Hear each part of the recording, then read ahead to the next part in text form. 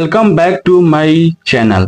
दोस्तों, only target में आप सबका बहुत बहुत धन्यवाद। और चलिए आज हम शुरू करते हैं कि भारत का संविधान।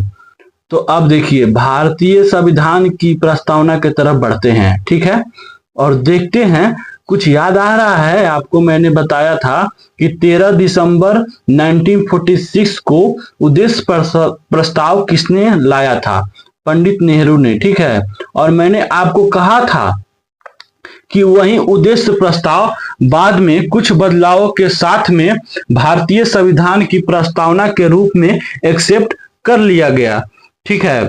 तो ये उद्देश्य प्रस्ताव की बात यहां से हम शुरू करते हैं, ठीक है, कि we the people of India, यानी कि हम भारत के लोग। We the people of India, हम भारत के लोग।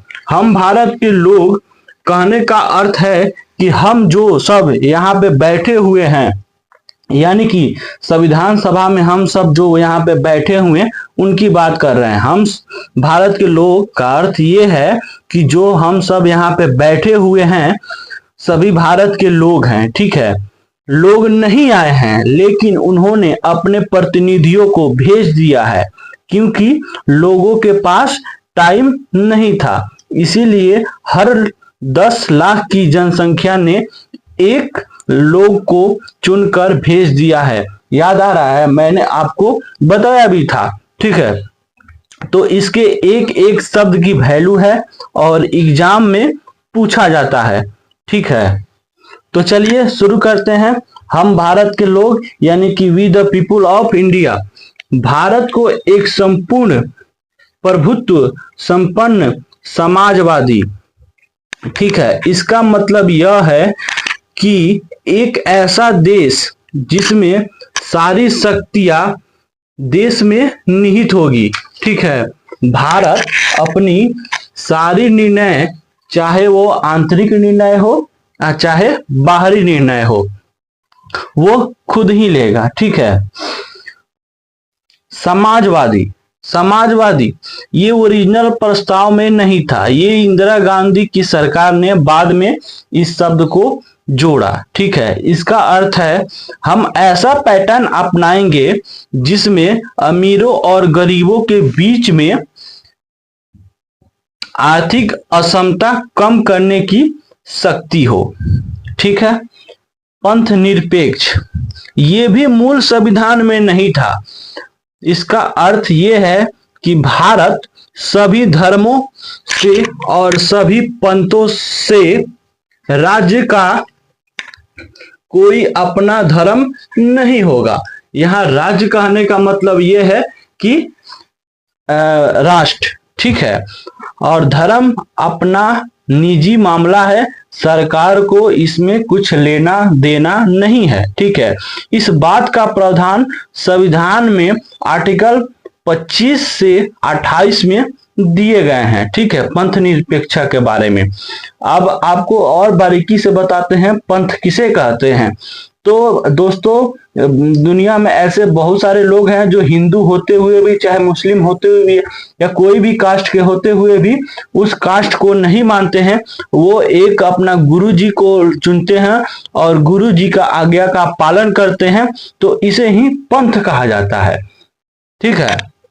लोकतंत्रात्मक, ठीक है। लोकतंत्रात्मक का मतलब होता है कि चुनने की जो प्रक्रिया होगी, यानी कि सरकार का चयन जो होगा वो संसदीय के द्वारा होगा, ठीक है। सरकार का चयन होगा वो संसद के द्वारा होगा, यानी चुनने की जो प्रक्रिया होगी वो संसदीय प्रक्रिया होगी। यह इसीलिए लोकतंत्रात्मक है।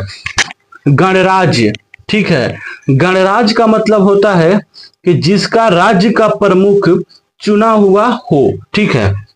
जिसका राज्य का प्रमुख क्या हो? चुना हुआ हो। बनाने के लिए, यानी कि ये सब चीज हमको बनाना है, ठीक है। तथा उसके समस्त नागरिकों को, अब नागरिकों को हमको क्या चीज देना है ये चीज हम देखते हैं, ठीक है। अब गणराज्य बनाने के लिए ये चीज, सारी चीज हमको बनाना है तथा उसके समस्त नागरिकों को, अब नागरिकों को हमको क्या चीज देना है बना के, सामाजिक, आर्थिक और राजनीतिक न्याय। ठीक है, सामाजिक, आर्थिक और राजनीतिक न्याय, ये सब चीज हमको भारत के नागरिकों को देना है। दोस्तों मैंने आपको बताया भी था कि कौन सा शब्द कहां से लिया गया है। तो चलिए मैं आपसे पूछता हूं कि ये बताइए कि न्याय शब्द यानी कि जो न्याय शब्द है वो कहां से लिया गया है। तो मैं आपको बता भी देता हूं कि न्याय शब्द जो है वो पूर्व सोवियत संघ से लिया गया है। ठीक है, अब यहाँ पे समझते हैं कि सामाजिक न्याय। सामाजिक न्याय का मतलब हुआ कि पिछड़े को आगे लाना, यानी कि जो भी पिछड़े वर्ग हैं, यानी कि ये सब चीज हमको बनाना है और उसके समस्त नागरिकों को, यानी कि नागरिकों को अब हमको देना क्या है। ठीक है, इसके बारे में बात करते हैं। सामाजिक, आर्थिक और राजनीतिक न्याय, यानी कि नागरिकों को हमको क्या देना है, सामाजिक, आर्थिक और राजनीतिक न्याय। ये सब हमको राजनीतिक लोगों को देना है। सामाजिक न्याय का मतलब क्या हुआ कि पिछड़े को आगे लाना, जो पिछड़े हैं उनको आगे लाना। और आर्थिक न्याय का मतलब क्या हुआ कि अमीरों और गरीबों के बीच में मतभेद का नहीं होना। ठीक है, अमीरों और गरीबों के बीच में क्या, मतभेद को नहीं होना। ठीक है, विचार, अभिव्यक्ति, विश्वास और धर्म की उपासना की स्वतंत्रता। अभिव्यक्ति का मतलब होता है कि आप अपनी बात को रखने का तरीका कोई भी अपना सकते हैं। विश्वास होता है, धर्म कोई भी अपना सकते हैं, और उपासना यानी कि पूजा पद्धति की स्वतंत्रता, यानी ये सब चीज आपको स्वतंत्र हैं। ठीक है, उसके बाद आता है कि प्रतिष्ठा और अवसर की समता। प्रतिष्ठा और अवसर की समता, ये इसका मतलब हुआ कि सरकार की नजर में सबकी प्रतिष्ठा बराबर है। सरकार की नजर में सबकी प्रतिष्ठा जो है बराबर है। प्रत्येक गतिविधि में सबको समान अवसर मिलेंगे। प्रत्येक गतिविधि में सबको समान अवसर मिलेंगे प्राप्त करने के लिए, तथा उन सब में व्यक्ति की गरिमा और राष्ट्र की एकता और अखंडता। एकता और अखंडता, इंदिरा गांधी जी ने इस शब्द को भी जोड़ा था। ठीक है, एकता और अखंडता सुनिश्चित करने वाली बंधुता बढ़ाने के लिए ऋण संकल्प